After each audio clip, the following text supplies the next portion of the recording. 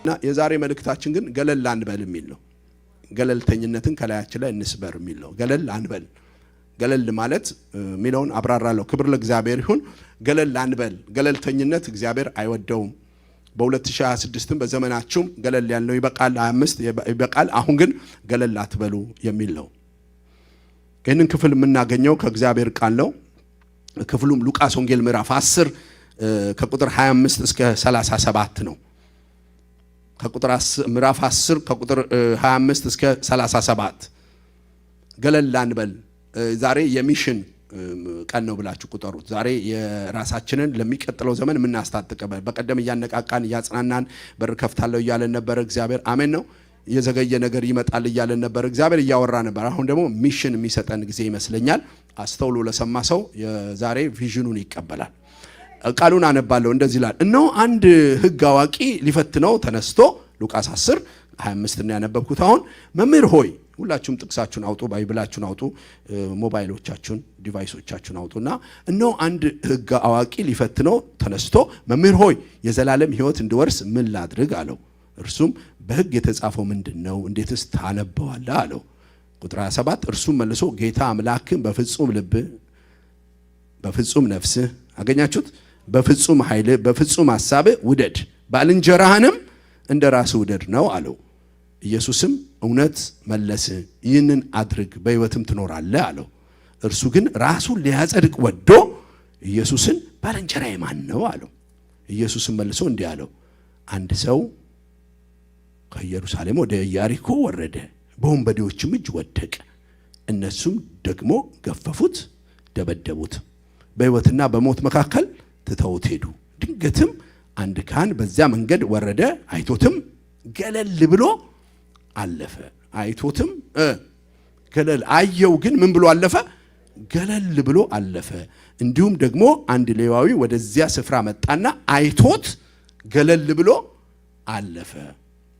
አንድ ሳምራዊ ግን ወደ እርሱ መጣ፣ አይቶትም ገለል አይደለም ያለው፣ አዘነለት ይላል። አይቶት ምን አለለት? አዘነለት። አይቶ አዘነለት። ቀርቦም ዘይትን የወይን ጠጅን በቁስሉ ላይ አፍስሶ አሰራቸው። በራሱም አህያ ላይ አስቀምጦ ወደ እንግዳ ማረፊያ ወይንም ማደሪያ ወሰደው፣ ጠበቀው። በማግስቱም 2 ዲናር አውጥቶ ለባለቤቱ ሰጠውና ጠብቀው፣ ከዚህ በላይ የምትከፍለውን ሁሉ እኔ ስመለስ እከፍልሃለሁ አለው። እንግዲህ ከነዚህ ከሶስቱ ወንበዴዎች በወንበዴው እጅ ለወደቀው ባልንጀራ የሆነው ማንኛው ይመስልሃል አለው። እርሱም ምሕረት ያደረገለት ነው አለ። ኢየሱስም ሂድ አንተም እንደዚህ አድርግ። ጮክ ብለን በል ከኔ ጋር ሂድ በሉ እስቲ። አንተም እንደዚህ አድርግ። አሜን። ሂድ አንተም እንደዚህ አድርግ አለው። ሂድ አንተም እንደዚህ አድርግ ብሎ ተናገረው ይላል። መልእክታችን ይሄ ነው። አሜን። ሂድ አንተም እንደዚህ አድርግ አለው። ሰዎቹ እዚህ ውስጥ የምናያቸው ካራክተሮች ወደ 4-5 ይደርሳሉ ከኢየሱስ ጋር ካየነው። የመጀመሪያው ሰውዬ ግን ሕግ አዋቂ ነው፣ ሎየር ነው። ሳኒደሪ የሚባላቸው ወደ 70 የሚጠጉ አይሁዳውያን የሚፈርዱላቸው፣ የሚያማክሯቸው፣ በሀገር ጉዳይና በሃይማኖታቸው አንዳች ነገር ከመጣ ውይይት የሚያደርጉላቸው ኦልሞስት የፓርላማ አባል በሏቸው፣ ኦልሞስት የሀገር አማካሪዎች በሏቸው፣ ሴኔትሪ ይባላሉ። የነዛ አባል ሊሆን የሚችል ሕግ አዋቂ ነው፣ ሎየር ነው። መውጫ መግቢያ ያውቃል፣ መከራከሪያ ያውቃል፣ ጎበዝ ሰው፣ የእግዚአብሔርን ቃል ጠንቅቆ ያውቃል። ኢየሱስም እሱን ሪኮግኒሽን ሰጥቶታል። እንዴት ታነበዋለን ያለው? what the spirit of the law አለው። the spirit of the law የሕጉ መንፈስ ምንድነው ብሎ ሲጠይቀው፣ ስለዚህ የመጀመሪያው ሰውዬ ሕግ አዋቂ፣ ራሱን አዋቂ ነው አድርጎ ለመቀመጥ የሚፈልግ የዘላለም ሕይወት የሚመኝ ሰው ነው። የዘላለም ሕይወት የሚባል ነገር እንዳለና ለዘላለም ሕይወት እሱ ውስጥ መልስ አለው። ግን ሕግ አዋቂው ግን በቅንነት ሳይሆን የጠየቀው ሊፈትነው ነው። ኢየሱስ ፌል እንዲያደርግ ሊያደርገው ነው። ኢየሱስ ደግሞ ተፈትኖ አለፈ። ጥያቄን በጥያቄ አደረገለትና መልስ ሰጠው። የዘላለም ሕይወት ጋር ሲያገናኘው እንመለከታለን። ከዛ በኋላ በሕግ የተጻፈው ምንድነው? እንዴትስ ታነበዋለህ አለው። እንዴትስ ታነበዋለህ ሲል እንዴት ትረዳዋለህ? እንዴት መንፈሱን ታገኘዋለህ እያለው ነው። እርሱም ጌታ አምላክን በፍጹም ልብህ፣ በፍጹም ነፍስህ፣ በፍጹም ኃይልህ፣ በፍጹም ሐሳብህ ውደድ፣ ባልንጀራንም እንደራስህ ውደድ። ነጥብ እንኳን አልሳተም ሰውየው። ዘዳግም ላይ ያለውን ቃል በቃል ነው ያነበበለት። አዋቂ ሰውዬ ነው። ኢየሱስም እውነት መለስ፣ ይህንን አድርግ በሕይወት ትኖራለህ አለው። ምክንያቱም በብሉይ ኪዳን ላይ ስለነበረ ኢየሱስ የመዳን መንገድ ኢየሱስ ሆኖ ገና ስላልተገለጠ ሞክረው ነው ያለው። በቃ ሕግ በማድረግ መጽደቅ ስላለ ማንም ግን ሊጸድቅ ያልቻለበትን ይህንን አድርጌ እቀጥላለሁ አለው። ከዛ ሞር ኢየሱስ እንዲገዳደረው ፈለገና መልስ የሆነውን ጥያቄ ጠየቀው። እርሱም ራሱን ሊያጸድቅ ወዶ ባልንጀራዬ ማን ነው አለው። የዋናው ጥያቄ ይሄ ነው። ባልንጀራዬ ማን ነው? ኢየሱስ የመለሰው አሁን የዘላለም ሕይወት ማግኛ ብቻ ሳይሆን ባልንጀራ ማን እንደሆነ የነሱ አስተሳሰብ፣ የአይሁዳዊ አስተሳሰብ፣ የሕግ አዋቂ አስተሳሰብ ባልንጀራ ብለው ያስቀመጡታል። ጓደኛ፣ ፍሬንድ፣ የምቀርበው የምነካው ቢጎዳም የምደርስለት ብለው ያስቀመጡት በራሳቸው ካቴጎሪ ያስቀመጡታል። እሱን ሁሉ ሊሽርባቸው እግዚአብሔር እናመቻቸ። ኢየሱስ መልሶ እንዲህ አለው፣ አንድ ሰው ከኢየሩሳሌም ወደ ኢያሪኮ ወርዶ በወንበዴዎች ወደቀ ብሎ ሁሉ ጊዜ ኢየሱስ ነገሮችን በምሳሌ ማስረዳት ይወዳል። የኢየሱስ ምሳሌ ደግሞ ኦልሞስት ዘላለማዊና ኢቭን አንዳንዱ ነገሩ ቴዎሎጂካሊ ዶክትሪን ሁሉ ልታወጡባቸው የምትችሉ የሚገርሙ ሚስጥር ያላቸው ደግሞ ከነባራዊ እዛው ሰፈር ላይ ካለ ሰው ሲያወራችሁ ምስል ከሳች የሆነ ነው የሚናገረው። የሚያውቁትን ታሪክ ነው የሚነግራቸው።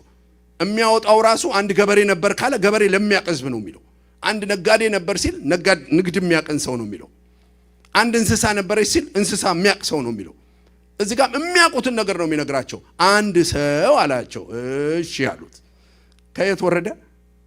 ከኢየሩሳሌም ወደ ኢያሪኮ ወረደ ሲላቸው ኢያሪኮና ኢየሩሳሌም መካከል ከኢየሩሳሌም ወደ ኢያሪኮ መውረድ እንዴት ከባድ እንደሆነ ራሱ ኢየሱስ ያውቃል፣ እነሱም ያውቃል።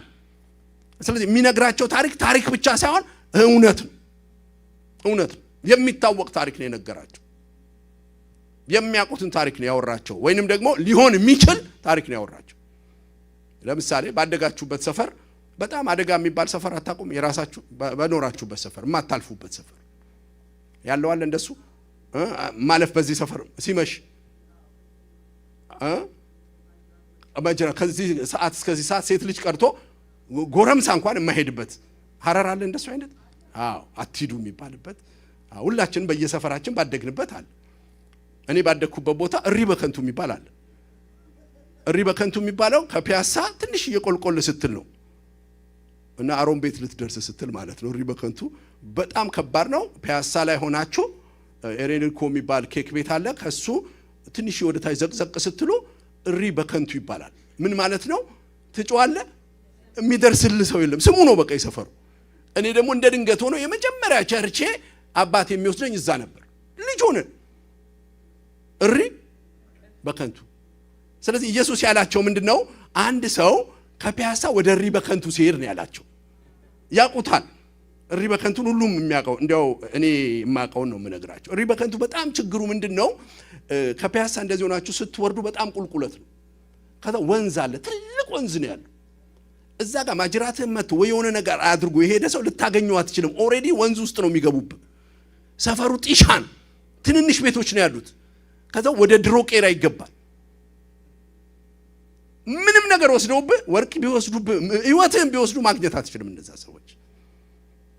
ስለዚህ ኢየሱስ የሚነግራቸው የኢየሩሳሌምን እሪ በከንቱ ነው የነገራቸው። እጅግ አደገኛ ቦታ ነው። ሰዎች የሚዘረፉበት ቦታ ነው።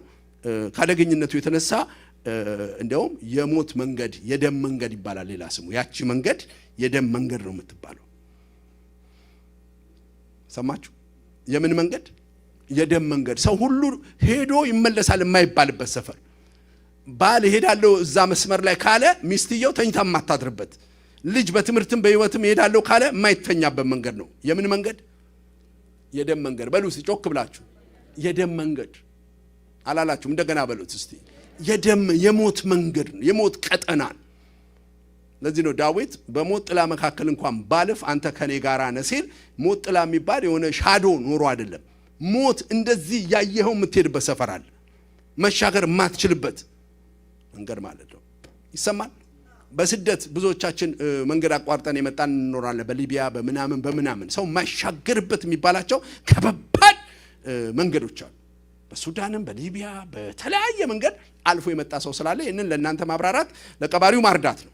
ብዙ የሞት መንገዶች ስላቋረጠን ማለት ነው። ልክ ነው ፓስተር ይለኛል። ሞት የምናቅ ሰዎች ነን። ለኛ ብርቅ አይደለም፣ ተርፈን ነው። ስለዚህ ዛሬም ግን የሞት መንገድ ላይ እየሄዱ ከኢየሩሳሌም ወደ ኢያሪኮ እየወረዱ ያሉ ሰዎች አሉ። እግዚአብሔር ኮሚሽን ሊያደርገን የፈለገው በዚህ መንገድ እየሄዱ ላሉ ሰዎች እንድንደርስ ነው። አሜን ነው። ትንሽ ግን እንዲገባችሁና ነገሮች እንድንይዘው ለቢልዬ ላኩለት ፎቶ አለ። 2-3 ፎቶን የኢያሪኮ መንገድን እንያቸው። እንዲያው በአይናችሁ ስታዩት ይገባችኋል። እንዴት አዳላጭ፣ እንዴት ወሮበሎች፣ ዱርዮች፣ አስቸጋሪ ሰዎች ያሉበት ሰፈር ነው። እና በዚህ መንገድ ነው መሄድ ማቋረጥ ያለባችሁ። አያችሁት? ያ ወንበዴ ጣለው ብሎ ሲያወራቸው ይሄንን መንገድ ነው የሚነግራቸው። ሌላ እስቲ አንድ ፒክቸር ድገመን። እንደዚህ አይነት ነው መንገዱ። ቀጥለው እስቲ ሌላ። አሁን በአሁኑ ሰዓት እንደዚህ ይኬዳል። እኔ እንደዚህ አይነት እግሬም ረግጦ አቅም በዘመኔ አላቅም። በጣም ከባድ መንገድ ነው። በዛ ዘመን እንግዲህ አስቡት ምን አይነት ሉክ አት ዲስ። አሁን ይሄ ቱሪስቶቹ እየሄዱበት ያለ ነው። it was like this በዛ ዘመንም። እሺ እንደገና ሌላ ፎቶ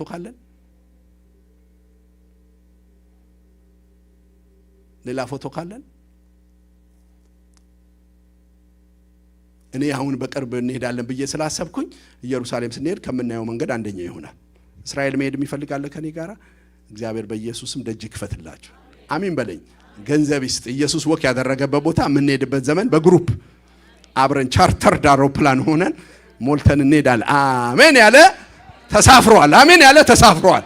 ይሁንልን። አሜን። ሄደን ኢየሱስ የሄደበትን መንገድ ባይብል ያነበብነውን ባይብል የምናይበት ዘመን እና በጣም ከባድ። አሁን ራሱ መሄድ ይከብዳቸዋል። ግን ኢየሱስ ይሄንን መንገዱን ሊያሳይ ጂኦግራፊ ሊያስተምራቸው ሳይሆን ሕይወትን ሊመራቸው ስለፈለገ ሁሉም ከኢየሩሳሌም ወደ ኢያሪኮ ወረደ ሲላቸው ፒክቸር ይስላሉ ሁላቸው። ከዛው ያ ሰው በወንበዴ እጅ ወደቀ ሲላቸው ወንበዴዎቹ የታወቁ ናቸው፣ ወንትድ የተባሉ ናቸው። እንዲያውም አንዳንዱ ላይ $10,000 $100,000 የተለጠፈ እሱን ያገኘ ተብሎ የተለጠፈ የሚታወቁ ወንበዴዎች ያሉበት ሰፈር ነው። ድንገትም አንድ ካህን ደግሞ ወደዛ ደረሰና የተጎዳውን ሰው አይቶት ምን አደረገው ይላል? ገለል ብሎ ሄደ ነው የሚለው። የሚገባው ሰው ነው ግን ገለል ብሎ ሄደ ይላል። ገለል ብሎ ገለልተኝነት ማለት እኔ ጋር አይደርስም ማለት ነው። እኔ ጋር አይደርስም፣ እኔ አይነካኝም፣ ከኔ ጋር የተገናኘ ነገር አይደለም፣ እኔ በጣም አሪፍ ፖዚሽን ላይ ነው ያለሁት ማለት ነው።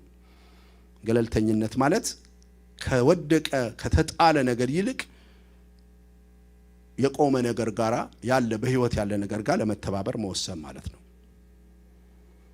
ገለል ያሉት ሁለቱም ካህኑም ሌዋዊውም ካህኑም ዘማሪውም ሌዋዊው ሁለቱም በማዕረግ የተቀቡ ናቸው።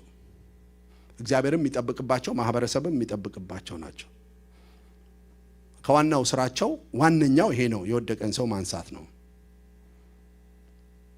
ግን ምን አደረጉ ይላል? ገለል ብለው ይሄዱ ማለት ኢቭን የሚሄዱበት ቀጭኗ መንገድ በዚህ ከሆነ ሲወደቀው ዝልል ብለው በሌላኛው ቀጭን መንገድ መሄድ ማለት ነው።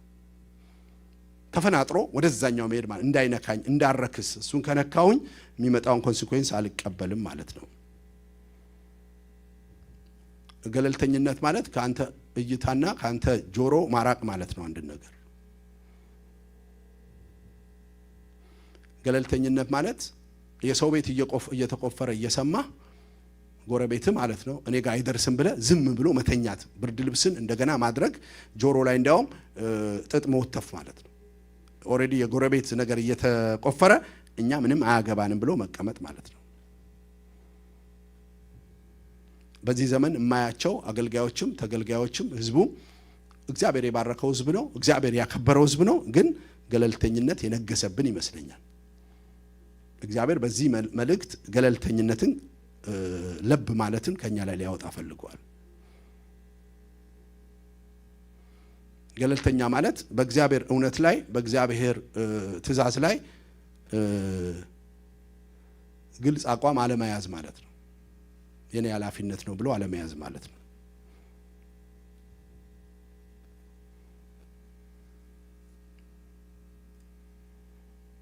እግዚአብሔር በዘመን በሙሉ ገለልተኝነትን አይወድም። ቸልተኝነትን እግዚአብሔር አይወድም። ወይ ለብ እንድንል ወይ የሆነ ነገር እንድንሆን አይደለም እግዚአብሔር የሚፈልገው። የእግዚአብሔር ሐሳብ በራእይ ምዕራፍ 3 ላይ ሲናገር እንደውም 15 እስከ 16 ትኩስ ወይንም በራድ ብትሆን በተሻለ ነበር፣ ነገር ግን ሞቅታ ላይ ያለ ለብ ያለ ሆነሃል። ስለዚህ ምንም ላደርግህ አልቻልኩም። የምትንሰፈሰፍበት ስሜትን የምታስገዛበት ነገር የለም። ገለልተኝነት ማለት አያገባኝም መንፈስ ነው። ገለልተኛ ማለት በያዕቆብ ምዕራፍ 4 ቁጥር 17 ላይ እንግዲህ በጎ ለማድረግ አውቀ ለማይሰራው ኃጢአት ነው የተባለው ነው። ይሰማል? በጎ ለመሆን እንደሆነ አውቀ አለማድረግ ገለልተኝነት ይባላል። አብረን በል ከኔ ጋር ያዕቆብ 4:17 እንግዲህ በሉ ጮክ በሉ እንግዲህ በጎ ለማድረግ አውቀ ለማይሰራው ኃጢአት ነው። በጎ ነው ሰው ማንሳት፣ በጎ ነው የወደቀ ማንሳት። ግን ካልሰራው ምንድነው? ኃጢአት። የተካነው ካህን ናቸው። የተቀባ ልብሰ ተክህኖ የተደረገለት ዘማሪ ነው።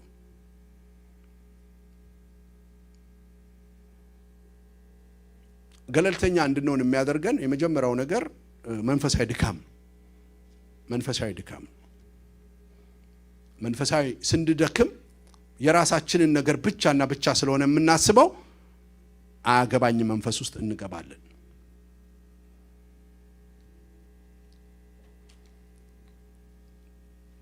ገለልተኝነት ውስጥ የሚከተን በህይወታችን ውስጥ ያለው ሉኮርምነስ ወይንም ደግሞ ለብ ማለት ነው። ሙቀታችንን ስሜታችንን ማጣት ነው። የመመስከር ኃይላችን ሲቀንስ ማለት ነው። ገለልተኝነት ማለት ሰልፊሽነስ ማለት ነው። ለራስ ብቻ እና ለራስ ብቻ መኖር። ቸርች የምንመጣው ለራስ፣ የምናገባው ለራስ፣ የምንኖረው ለራስ፣ የምንለብሰው ለራስ፣ የምንኖረው ለልጆቻችንና ለኛ ብቻ። የመመስከር ኃይላችን ሲቀንስ ማለት ነው ገለልተኛ ማለት። ባጭሩ ከእግዚአብሔር መራቅ ነው ገለልተኝነት። ገለልተኛ ይሆናል ሰው ከእግዚአብሔር ሲርቅ።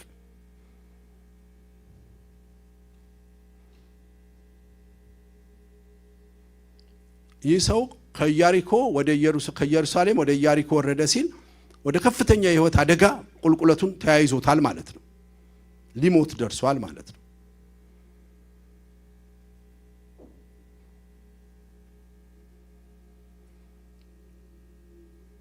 ርህራዬ ተነስተዋል። እነዚህ ሰዎች በልባቸው ሊነግስ የሚገባው ርህራዬ ከላያቸው ላይ ተነስተዋል። ግን እግዚአብሔር እዚህ ቃል ላይ እንደምንመለከተው ኢየሱስም እውነት መልሰሃል አለው። አንድ ሰው ከኢየሩሳሌም ወደ ኢያሪኮ በወረደ ጊዜ በወንበዴዎች እጅ ወደቀ። ከዛው ገፈፉት፣ እንደዚህ ያደረጉትና ድንገትም አንድ ካህን መጥቶ ገለል አለ። እንዲሁም ደግሞ ሌላ መጣልና ሳምራዊ ሲሄድ ግን ወደ እርሱ መጥቶ አይቶ አዘነለት፣ አይዞ ራራለት ይላል። አይቶት ርህራሄ ገባበት፣ ሐዘን ገባበት ውስጥ። ገለልተኝነት በዋንነት የሚከሰተው ርህራሄያችን ከኛ ላይ ሲወሰድ ነው። የመራራት መንፈሳችን ሲወሰድ ነው። ገለልተኝነት ካላጠቃን፣ የገለልተኝነት መንፈስ ወይንም አገባኝ መንፈስ ካላጠቃን የተጎዳን ሰው ትቀርቡታላችሁ፣ አጠገቡ ነው የምትቆሙት። ገለልተኝነት ካልተጠናወተን እጃችን ላይ ያለውን ዘይት ሰዎች ላይ እናፈሳለን። ገለልተኝነት ካልተጠናወተን በወንበዴ እጅ ለወደቀው አብረነው እናድራለን፣ አብረነው እንውላለን፣ የሱን ሸክም እንሸከማለን። ለተገፈፈው ልብስ እንሰጠዋለን፣ ለተወሰደበት ሀብት ንብረት ተከላካይ እንሆንለታለን። ገለልተኝነት በህይወታችን ላይ ግን ካለ ለተደበደበም በወንበዴ እጅም ለወደቀ በሞትና በህይወት መካከል ላለ ሰው እንኳን ምንም አይነት ልብ አይኖረንም። የመጨረሻውን ትንፋሽ ሊተነፍስ ላለ ሰው እንኳን የሚራራ ልብ የለንም። በጣም የምታስቸግር ሴት፣ የሚያስቸግር ወንድ ማን ነው ካላችሁ በልቡ ርህራሄ የተወሰደበት ሰው ነው። ርህራሄያችን ከተወሰደ ማንንም ማገልገል ማንፈልግ ጨካኝ ሰዎች ነው የምንሆነው። ስለዚህ እግዚአብሔር በዚህ የመጨረሻው ኦልሞስት እሁዶች ላይ ሊናገረን የሚፈልገው ርህራሄያችሁን መልሱ፣ ወደ ቀደሞ የርህራሄ መንፈሳችሁ ተመለሱ። እግዚአብሔር በሴትነት የሰጣችሁ፣ በወንድነት የሰጣችሁ፣ በአገልጋይነት የሰጣችሁ፣ በሰውነት የሰጣችሁ ድሮ ልጅ ሆናችሁ ታደርጉት የነበረው ርህራሄ አሁንም መልሱት እያለ ነው እግዚአብሔር። ቸርች በሙሉ መንቀሳቀስ ያለበት በርህራሄ ነው።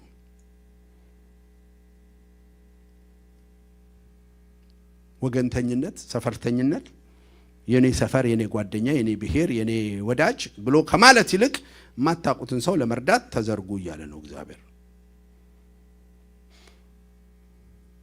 ያጡት ትልቅ ነገር እነዚህ ካህናትና ቄሱም ዘማሪውም ያጡት የመራራት ልብ ነው።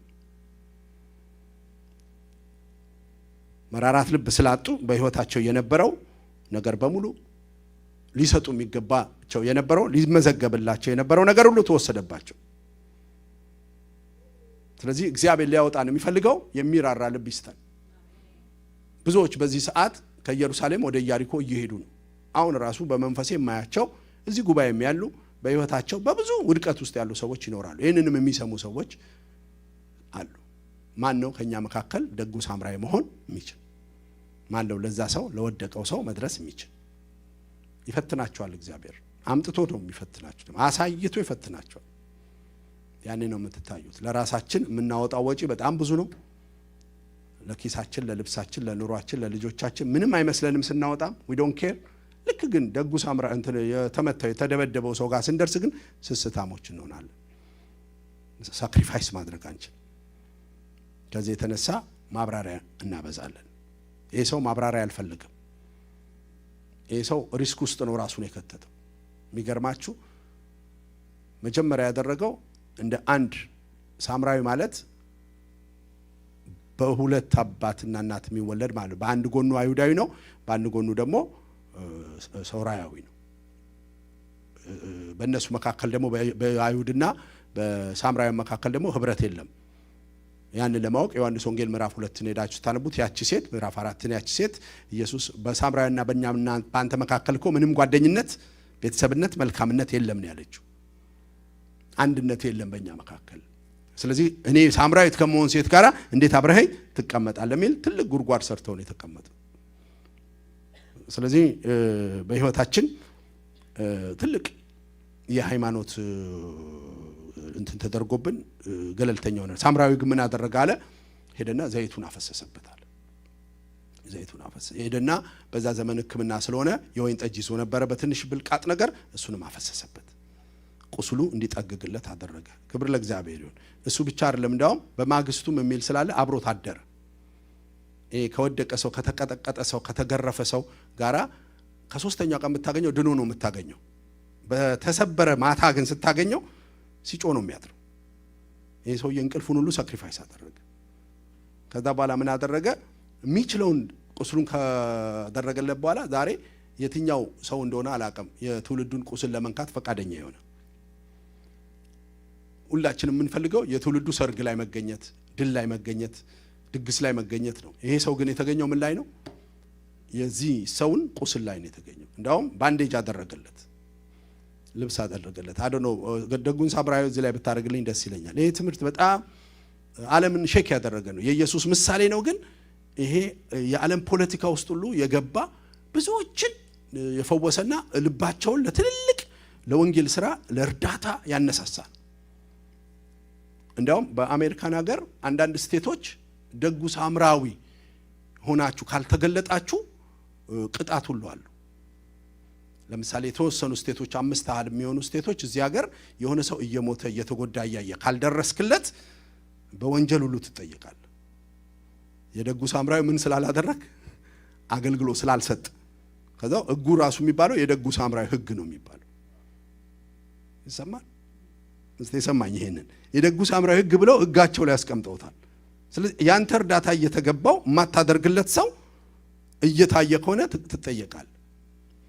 አንዳንድ ደግሞ ቦታ ላይ የደጉ ሳምራዊ ሕግ ማለት ነው እያደረክለት ለመርዳት የደጉ ሳምራዊ አቅራቦት ሰውየው ጋር እየቀረብክ ተሳስተ እንኳን ቢሞትብ ቢጎዳብ እጁ ቢዞርብ ተጠያቂ አትሆን ለምሳሌ እኔ ጉድጓድ ውስጥ እየገባ ላወጣ ብዬ እጅን ይዤ አውጥቼክ እያወጣው ይያል እጅ ቢገነጠል እንኳን ተጠያቂ አይደለም በምንክ እያደረክ ያለው ልትጎዳው ሳይሆን ምን ሆነለት ነው ደጉ ሳምራዊ ሆነለት ነው መንግስት ይሄንን ተቀብሎ ህግ አድርጎት ቸርች ግን ከዚህ ለምን ርህራዬ በትውልዱ መካከል እንደገና እንዲመለስ ማለት ነው ምን አጣና አሁንኛ የርህራዬ መንፈስ ተመቶ ዘረኝነት መንፈስ እኔን ካልመሰለ ሚል መንፈስ ይሄ ድሮ እናትና አባት ይራራ ነበር መንገድ ላይ የወደቀ ህፃን አስገብታው እቤት እንዲያውም ምን ያደርጉት ነበር ያኖሩት ነበር ታስታውሳላችሁ እንደሱ ያን ነገር ይሄ ልጅ እኮ መሬት ላይ ወርቆ ሽንት ቤት ወርቆ ተወልዶ ተጥሎ ነው ተብሎ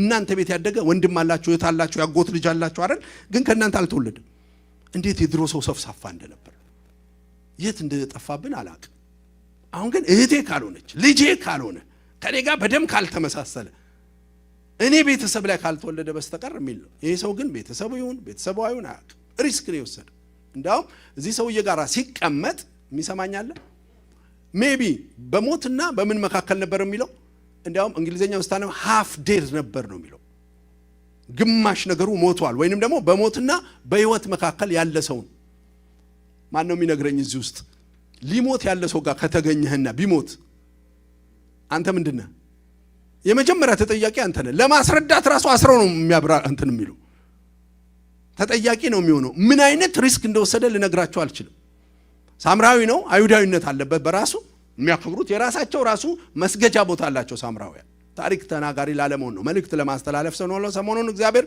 እየቀባኝ ያለው አሜን ዛሬ እግዚአብሔር ቸርች ላይ የሞተውን ሳምራዊነት ያነሳሳዋል የርህራሄ መንፈስ እንደገና አንሶናል ልክ ቡና ሲያንሰው ማኪያቱ ሐሳብ ቡና ጨምርበት አይደለም የምትለው ወተት ሲያንሰው ወተት ጨምርበት ሱካር ሲያንሰው ርህራሄ አንሶናል በዚህ ዘመን ያለን አገልጋዮች በሙሉ እግዚአብሔር አሁን የርህራሄ መንፈስ እንደገና ሊወልደው እንደገና 2026 ከመግባታችን በፊት ብዙዎች ምንረዳ ሰዎች ከኛ ጋር የማይመሳሰሉ ሰዎችን እንድንረዳ እግዚአብሔር ፈልጓል እንዳው ምን አለው በአህያው ላይ ጫነውና ይላል አሜን ነው አልሰማችሁም በምኑ ላይ ጫነው በአህያው ላይ ጭኖት ይላል ያንተ አህያ ማርቼዲስክ ነው ያንተ አህያ መኪናክ ነው ያንን ሰው ሲጭነው የሱ አህያ ደም በደም ነው የምትሆነው ስንቶቻችንን የራሳችን መኪና ላይ ደም የነካውን ሰው ምንጭ ነው ስንቶቻችንን በራሳችን መኪና ላይ ራሳችን ሳሎን ቤት መኝታ ክፍል ጠጥቶ አፉ የሚሸት ሰው ቤታችን የሚገባው ልብሱ ያደፈ ሰውኛ ቤት ከገባ ማች ነው ሽቱ ያልተቀባ ግን ልብሱ በሙሉ በጠረን የተሞላ ሰው ባንዴጅ አርጎ እንደዚህ አርጎ አያውን አስተካክሎ ዋጋ ከፍሎ የሚያወጣ ሰው ማን ነው ይሄንን ሰው ነው እግዚአብሔር መባረከው የሚለው ማለት ነው ይሄንን ሰው አጥቻለሁ አሁን ላገኘው ፈልጋለሁ ከያንዳንዱ ቤት እንዲገኝ ያስፈልጋል ምክንያቱም አንዳንድ ሚስቶች ደጉ ሳምራዊ የሆነውን ባልየውን ሚኒማይዝ ያደርጉታል ሰፈርተኛ መንደርተኛ የራሱን ነገር ካልሰራ በስተቀር ለሌላ እንዳይዘርጋ የሚያደርግ ስስታም መንፈስ እግዚአብሔር ይስበር ጮክ ብላችሁ ለዚህ አሜን በሉ አንዳንድ ባሎች ደግሞ አሉ ምንም መዘርጋት አትችልም ልጅቷ አላት ልብ ለሌላ መድረስ መቆረስ ትፈልጋለች ግን ምን ይላታል ስቶፕ ኢት አንኖርበትም እንደኛ የሚል መንፈስ በቃ ሁሉ ጊዜ ለሰው ነው yes እግዚአብሔር ልባቸውን ደጉ ሳምራዊ አድርጎ ቤታችን ውስጥ የሰራቸው ሕፃን ልጆች አሉ ታስታውሳላችሁ አንዳንድ ልጆች ምሳ የወሰዱትን እንት ለዳህ ሰተው ሳይበሉ የሚመጡ ልጆች የሚያስታውሰው አለ የራሳቸው ምሳ ለሌላ አብልተው ልጅ እኮ ናቸው ማንንም አላስተማራቸው እንደውም ቤት ይዘው መጥተው ራሱ ሰርቀው ይሰጡታል የላቸውም ብቻቸው ላይ የርህራሄ መንፈስ ነበራቸው እኛ ግን ስናስጠፋቸው ሂትለር ያበዛን ነው ጨክነው ገዳይ መንፈስ ያላቸው የጦር መሳሪያ ለመግዛት ወደ ኋላ ማይ አዋጦ ተደራጅቶ በብሔረሰብ በጓደኛ አዋጣ ሲባል የሚያዋጣው ለምንድን ነው ሰው የሚሞትበት ሚሳኤል ድረስ ይገዛል ሰው ለመግደል ምንም ጣጣ የለበትም በቋንቋ በዘር በሃይማኖት ተከፋፈሉ አሁን ደጉ ሳምራዊ ጠፍቶ ክፉ ሰዎች መጣው ሰው ለመግደል ማይሳሳት ትውልድ ተነሳ ከዛ ደግሞ ምክንያት እንሰጣለን ቢኮዝ ይያልን ማለት ነው ደጉ ሳምራዊ በአንድ ምድር ላይ ሲጠፋ ማን ይነሳል? ክፉ፣ አመፀኛ፣ ጦረኛ፣ ዘማች፣ ገዳይ ይነሳል። የኢየሱስ ምሳሌ ዘላለማዊ ነው። አሜን። ዘላለማዊ ነው። ዘላለማዊ ነው። ዕብራውያንና ሳማራውያን በጣም ጠላቶች ናቸው። በጣም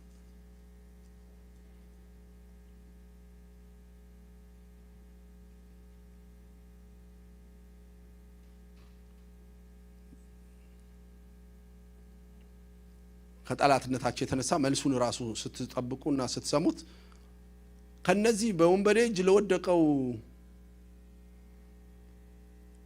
ባልንጀራው ማን ነው ብሎ ሲነገር ሕግ አዋቂው ምን ብሎ ነው የመለሰው? ምን ብሎ ነው የመለሰው? የሚያስታውሳለ? ሳምራዊው ነው አላለም። ምህረት ያደረገለት ስሙን ላለመጥራት እኮ ነው። ስሙን ላለመጥራት ክፋት፣ ጥላቻ መንፈስ ነቅሶበታል።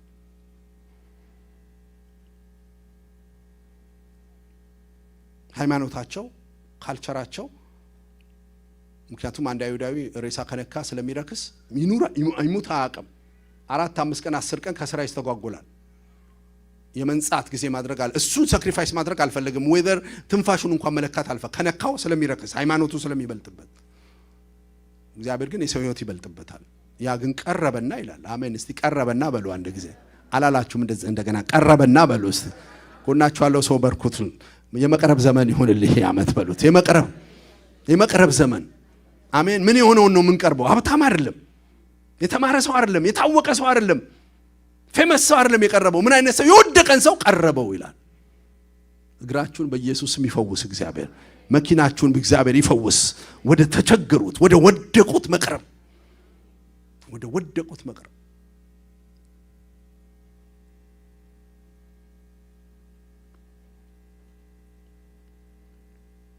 ሚሽን እያገኘ ያለ ሰው አለ። አንድ ሰው ህይወቱ ላይ እንደገና እግዚአብሔር አንዳንዴ እግዚአብሔር የሚያመጣው መልእክት በቃ ቀብቶ ሊያስነሳ ስለፈለገ እልህ ሊከትብን ይፈልጋል። እግዚአብሔር የጣላችሁት ነገር ካለ በቢል ብዛት፣ አሜን ነው፣ በፕሮጀክት ብዛት፣ በየለኝም ብዛት እግዚአብሔር እንድንነሳ ይፈልጋል።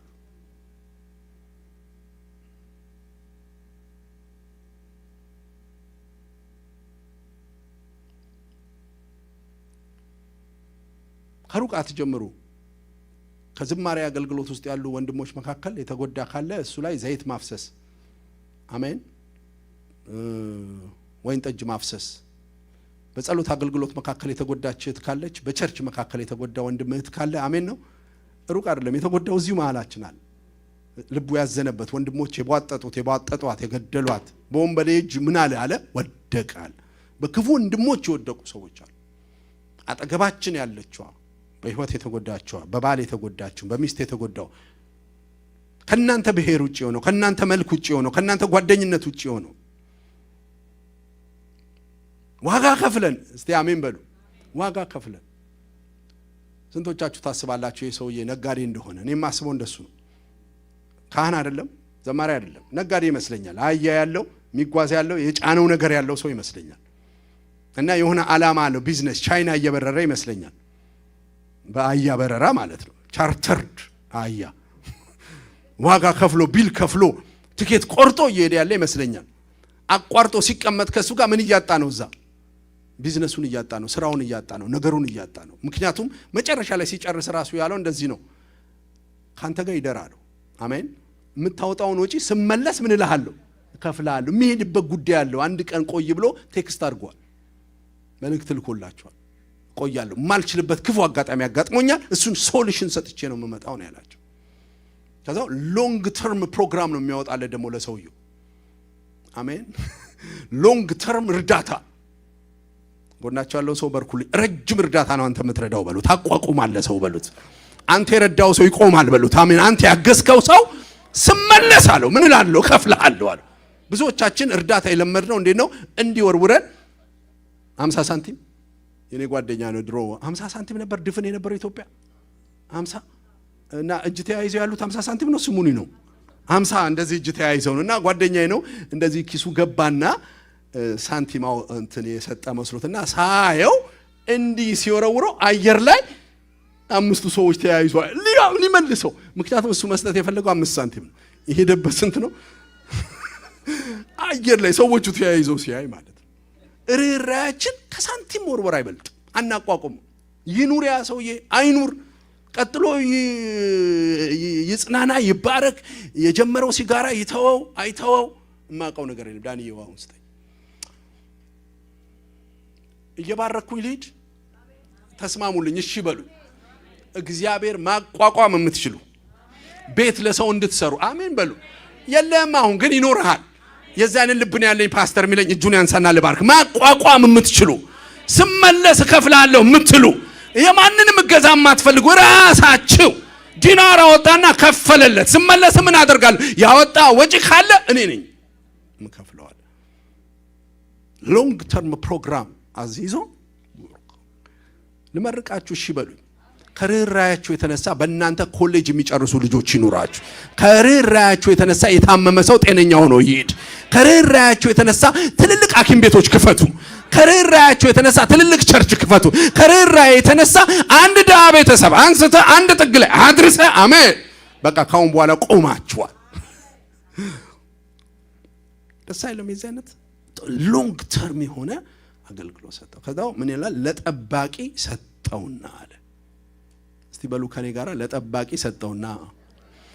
ኢን ውስጥ ወይንም ሆቴል ውስጥ ነው ያስቀመጠው። ለጠባቂው ደግሞ ምን አለው? ጠብቀው። አሜን። ምን አለው? ጠብቀው። ይሄ ቸርች ነው። ይሄ ፓስተር ናቸው እነዚህ ጠባቂዎች። ፓስተር አስተዳዳሪዎች። ይሁን ነርስ አይመስልም፣ ይሁን አካሚ አይመስልም፣ እሱ ባጎደለው የሚሞላለት ሰው አይመስልም። ጠብቀው። ኮኔክት አደረገው። አሁን በቅርብ ለትልልቅ ሚኒስቴሮችና ፓስተሮች ጠብቀው የምትሉ ሰው ይኖራችኋል። አሜን። ካሁን በኋላ ብቻህን አትመጣም በሉት። ጎናችኋለሁ ሰው ካሁን በኋላ አንተ መኪናው ሰው ይጫናል በሉት። አንተ ቤት ውስጥ ሰው ያድራል። አንተ ሰፈር ላይ የሚረዳ አለ። ካንተ የተነሳ የሚበላ ሰው አለ።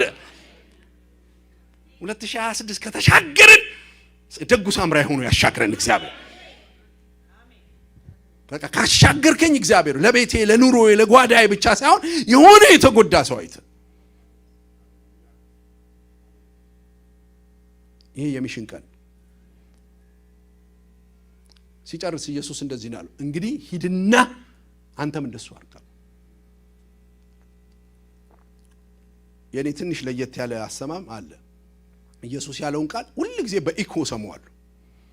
ሁሌ ነው የምሰማው። ሁሌ በኢኮ ይፈጥርብኛል። ላይ ደግሜ እንደ ገደል ማሚቱ ነው የምሰማው። አንቺ ሴት ደግመሽ ኃጢአትን ተሳስተሻል፣ ወድቀሻል። ያደረግሽው ነገር ትልቅ ፋውል ነው፣ አልፈርድብሽም።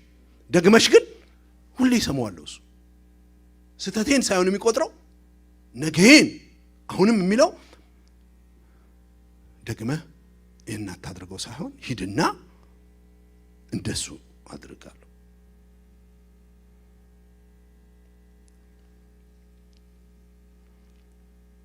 ዛሬ ካልደረስንላቸው የሚሞቱ ብዙ ሰዎች አሉ። ያላቸው ቀን ዛሬ ብቻ የሆነ ሰው አሉ የሚያሳዝኑ። only today በሞትና በህይወት መካከል ያሉ ሰዎች አሉ። እኔ እናንተ የኛን ሆድ ቀንሰን የኛን ድግስ ቀንሰን የኛን ድሎት ቀንሰን ካልደረስንላቸው እማድሩ ሰዎች አሉ። የዘላለም ሞት የሚሞቱ አሉ። ሲኦል የሚገቡ ሰዎች አሉ። የተፈጥሮን ሞት የሚሞቱ አሉ። የምትደርስ አንድ ማሆይ ቴሬሳ አሁን መነሳት አለባት።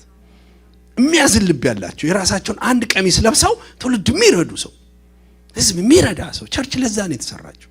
ሚራራ ሚያዝ መንገድ አቋርጦ የሚሄድ አሜን።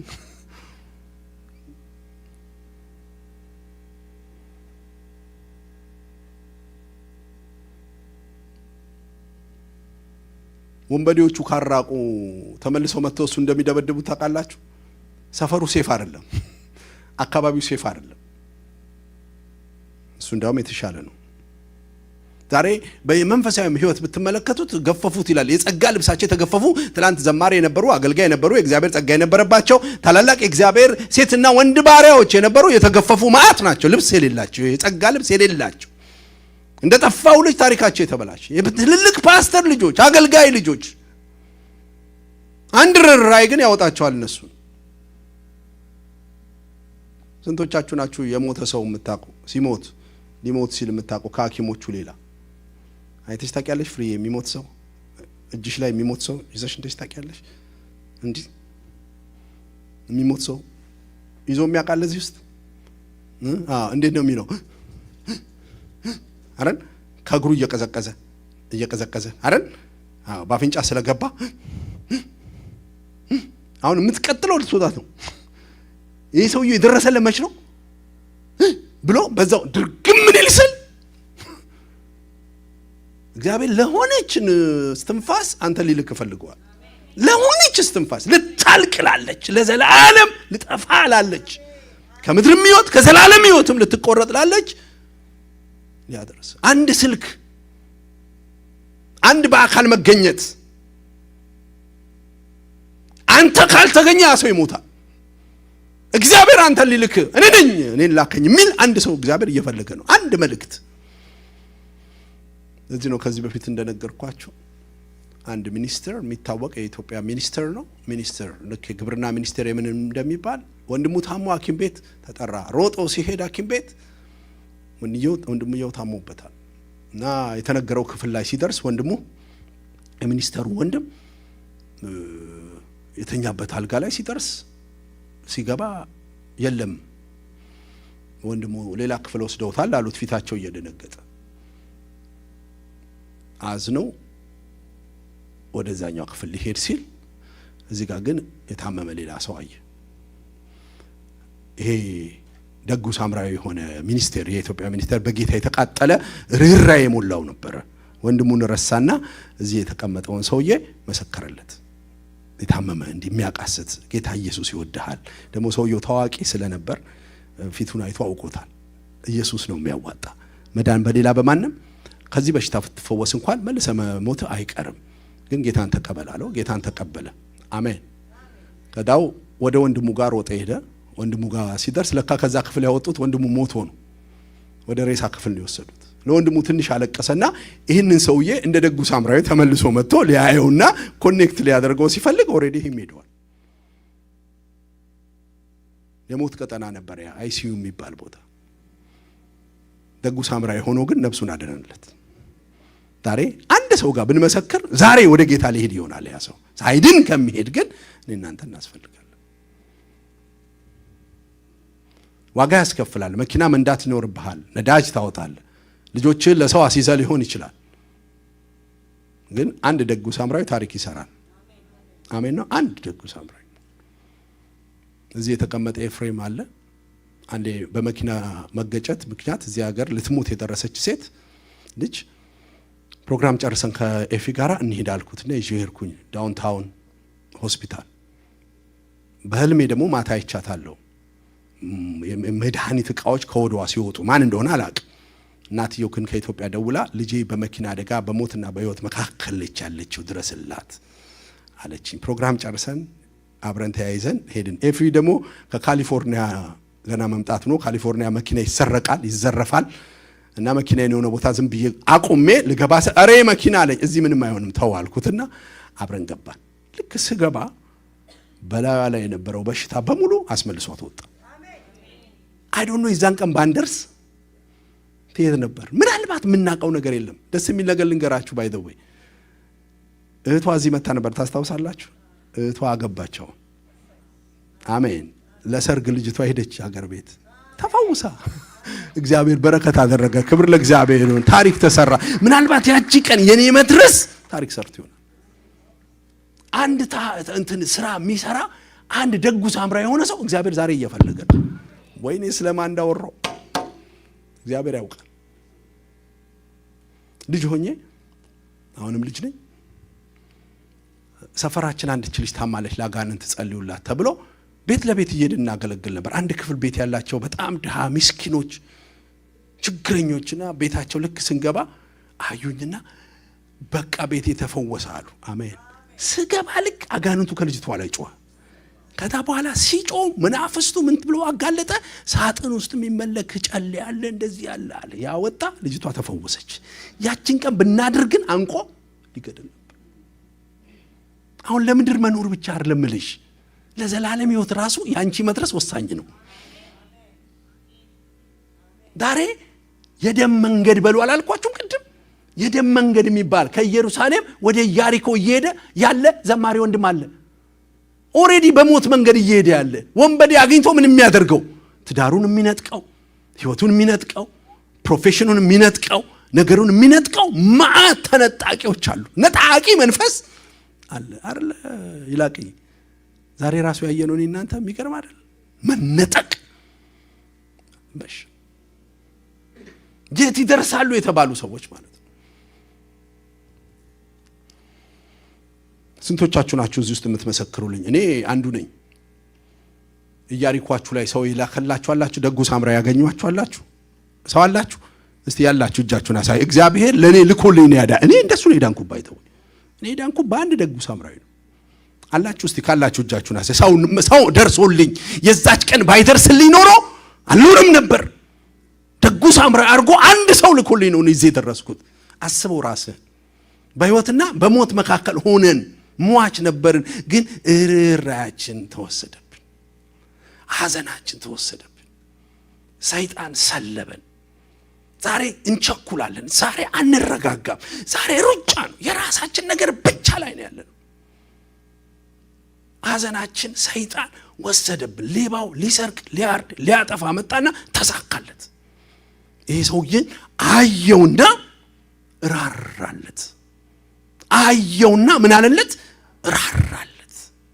ማን ነው ዛሬ ከናንተ መካከል አንዲት የምትሸትን ሴት የሚሸት ወንድን የሚሸት ትውልድን ሊያድን ልብ ያለው ሰው፣ የሚያለቅስ ሰው፣ የሚያዝን ሰው፣ ልብሱን፣ ጨርቁን፣ ገንዘቡን፣ አህያውን ሁሉ አሳልፎ ሊሰጥ የሚወድ ሰው?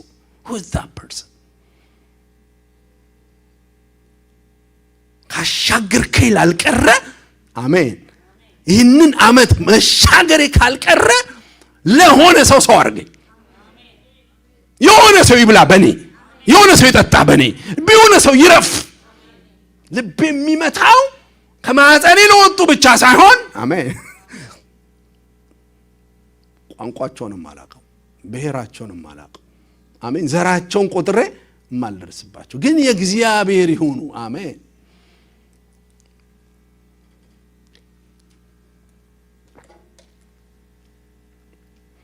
እርግጠኛ ነኝ የጸጋ መካፈል ይሆናል ዛሬ።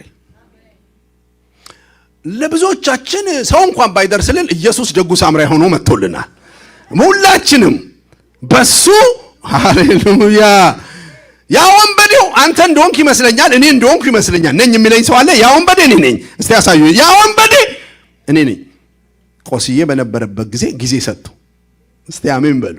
ጊዜ መስጠት ብቻ አይደለም የኔን ከፍሎ አሜን። የዛሬን ብቻ አይደለም የትላንትናዬን ብቻ አይደለም የነገዬን ከፍሎልኝ ኢየሱስ ለኔ ደጉ ሳምራዊ ሆኖልኝ። ሰው ባይደርስልህ ቁስል ላይ ዘይት አፍስሶልህ፣ ህመም ላይ ወይን ጠጅ ደፍቶልህ ተፈውሰን ነው እኮ እዚህ ያለ ነው።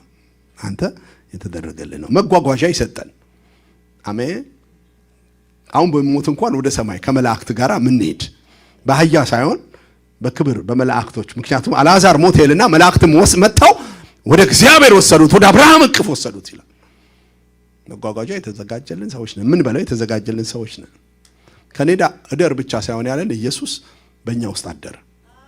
ደጉ ሳምራዊ ለኛ ኢየሱስ፣ ምርጥ ኢየሱስ አሜን። ደግሞ ለኔ ደህንነት የሚሆን ሰው ሰጥቶኝ አሜን። ለደህንነት፣ ለመዳኔ፣ ለማደጌ፣ ለመለወጤ፣ ለመሻሻሌ ሰው ሰጥቶኝ፣ ምርጥ ፓስተሮች ሰጥቶኝ፣ ምርጥ ሚስት ሰጥቶኝ፣ ምርጥ ባል ሰጥቶሽ አሜን። ምርጥ አገልጋዮች ሰጥቶን አሜን። ምርጥ ጓደኞች ሰጥቶኝ፣ ምርጥ ቸርች ሰጥቶኝ። ምክንያቱም ምን አለው ይላል መጽሐፍ ቅዱስ? ለሚንከባከቡት ሰጠውና ይላል። ሰው የተሰጣችሁ አላችሁ፣ የሚንከባከቧችሁ፣ የሚገስጿችሁ፣ የሚመክሩ፣ ፋሻ የሚቀይሩላችሁ፣ አስፈላጊ ከሆነ ዳይፐር የሚቀይሩ፣ ቆሽሸን እንኳን የማይጠሉ አረ ሰው የተሰጠው ለእግዚአብሔር ክብር ይስጥ። ክብር ለእግዚአብሔር። ሰው ተሰጥቶናል። የሆነ ግለሰብ አለ፣ ለሆነ ሰው ሰጥቶናል። ኢየሱስ ፓስተሮች፣ አገልጋዮች፣ መሪዎች፣ የተለያየ ሰው እግዚአብሔር ሰጥቶናል። የሚያምርባቸው አገልጋይ ሆነ አሳይመንታቸውን የማገልገል ይሆነ። አሜን። አሳይመንታቸው ክፍያቸውን የሚያገኙት እኔም በማገልገል ይሆነ። ደስ አይልም? ሰውየው የምታወጣውን ወጪ ሁሉ ምን እላለሁ ከፍላለሁ። የሚከፈላቸው ሰርቫይቭ የሚያደርጉት ራሱ እኛን ሲያገለግሉ፣ እኛን ሲረዱ። ኢየሱስ እውነተኛ ደጉ ሳምራዊ ነው።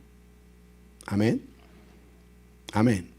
ጎናችሁ ያለው ሰው እኔ ላንተ ደጉ ሳምራዊ ነኝ በሉት። እኔ ላንተ ደጉ ሳምራዊ ነኝ እና ይከፈለኛል በሉት። ይከፈለኛል።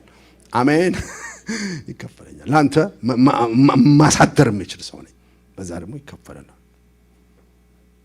አሜን። በዝብዘው ተብለው ሳይሆን የተሰጠን፣ አሰቃየው ተብሎ ሳይሆን፣ ጨቁነው ተብሎ ሳይሆን የተሰጠ ተንከባከበው።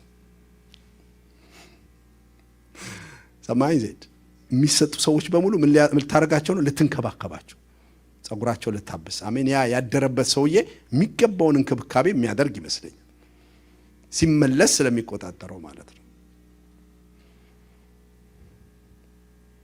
በዚህም ዓመት በ2023 26 እግዚአብሔር የሚገርም ሳምራውያን ይሰጣቸዋል። የምታግዟቸውንም ሰዎች ይሰጧቸዋል። ሁለቱም ነው የሚሰጧቸው፣ የምታግዟቸውም የሚያግዟችሁ። አሜን በሉኛ። ቁስላችሁ ላይ ውሃ ዘይት የሚያፈሱ አኖይንቲንግ ያለባቸው፣ የወይን ጠጅ ያላቸው፣ የእግዚአብሔር ምክር ያለባቸው፣ የእግዚአብሔር ኃይል ያለባቸው ሰዎች ይሰጧቸዋል። አንተ ውስጥ ያለው ነገር ትንሽ እንኳን የምትንጠባጠብ ቢሆን ከፈሰሰ እነሱ ይፈወሳሉ።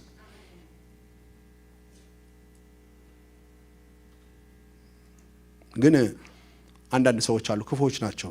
ሳምራዊ አንስቷቸው አሳድረው አቆየው አንተ ጋር ሲባሉ አፍነው የሚገሉ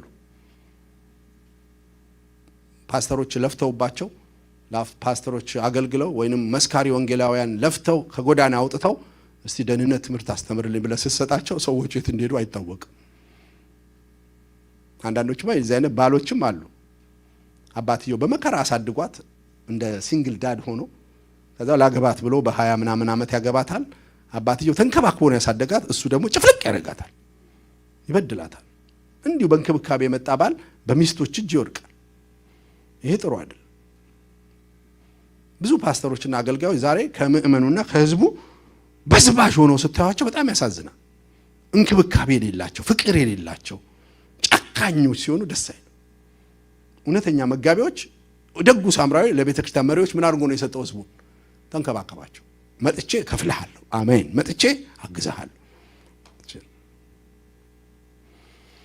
ልጨርስ፣ 3 ደቂቃ አለኝ። እውነተኛ ጎረቤታችሁ፣ ጓደኛችሁ የተቸገረ ሰው ነው። ኤቭሪ የተቸገረ ማን ነው ለዚህ ሰው ወዳጅ ሆነ ሲለው የተቸገረ ሰው ሁሉ የኛ ወዳጅ ነው። የቤተ ክርስቲያናችን አባል ላይሆን ይችላል። ከኛ ጋር የሚስማሙበት ሐሳብ ሁሉ ላይኖራቸው ይችላል። በእኛ ሰርክል ዙሪያም ላይሆኑ ይችላሉ። እኛን ላይመስሉ፣ እኛ ቋንቋም ላይናገሩ ይችላሉ። ፍቅር ዋጋ ያስከፍላል። ፍቅር ጊዜ ይሰጣል። ፍቅር ዘይት ይሰጣል። ፍቅር ወይን ጠጅ ያፈሳል። ፍቅር ገንዘብ ያወጣል። ፍቅር ደህንነቱን ለአደጋ ያጋልጣል። እውነተኛ ፍቅር መስዋዕትነት ከፋይ ነው። ትሩ ላቭ ሳክሪፋይስ ያደርጋል። ምህረት አታዘግጁ።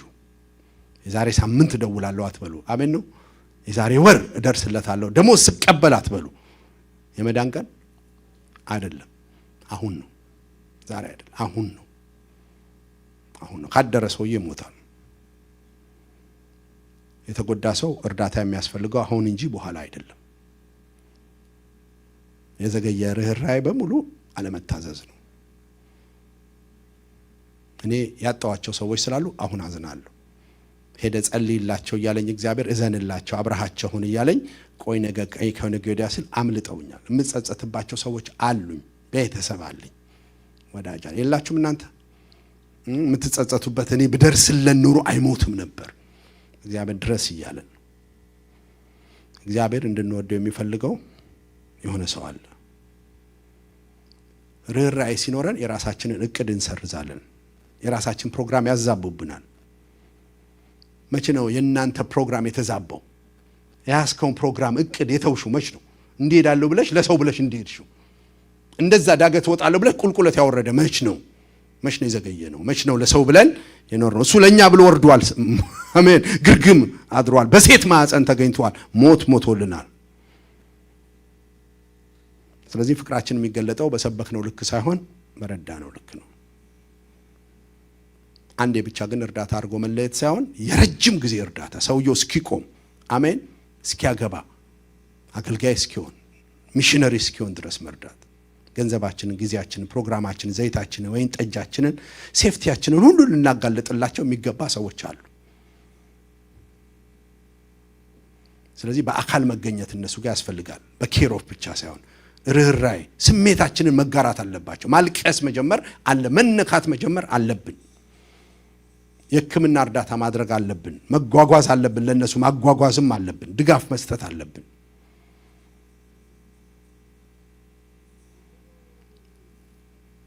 አስቸጋሪ የህይወት ጎዳና ላይ ያሉ ሰዎችን እኛ ካልደረስንላቸው ማንም አይደርስላቸውም። ስለዚህ ኢየሱስ እንደዚህ ነው የሚላችሁ፣ እንደ ደጉ ሳምራዊ ልልካችሁ ፈልጋለሁ፣ አሳይመንት ልሰጣችሁ እፈልጋለሁ። ማንንም አሳይመንት መውሰድ የሚፈልግ ነው? እንደዚህ ያለ እግዚአብሔር ቃል ሲናገር እኔ በላኳችሁ ጊዜ በአንድ ልብስ ምን ጎደለባችሁ አላቸው። እነሱ ምን አሉ? ምንም። አንተ ለሰው አካፍለ፣ አንተ ለችግረኛው ደርሰ፣ እንደ ቤተሰብ ለሆነ ሰው ለተቸገረ ሰው ሪስክ ወስደ ደግፈ የምታጣው ነገር አድነ የምታጣው በላኳችሁ ጊዜ የጎደላችሁ ነገር አለን አላቸው። ምንም አሉት። ጳውሎስ ዳነ፣ ጸጋ ተቀበለ፣ ሶስተኛ ሰማይ ደረሰ፣ የጸጋ ስጦታዎችን ሁሉ ተቀበለና ወደ ዋናው ወደሚሆኑት ሐዋርያት ሲመጣ እንዲህ ብለው ጠየቁት፣ ድሆችን ብቻ ምን እንዳትዘነጋ፣ don't forget these people አሉት። ጫማ እንዳትረሳ አይደለም ያሉት፣ ማንን እንዳትረሳ? ጸጋ አለበት፣ ኃይል አለበት፣ መንፈስ አለበት፣ 13 አዲስ ኪዳን መጽሐፍ ጽፏል። ድሃ ግን don't forget them አሉ። እንጸልያለን።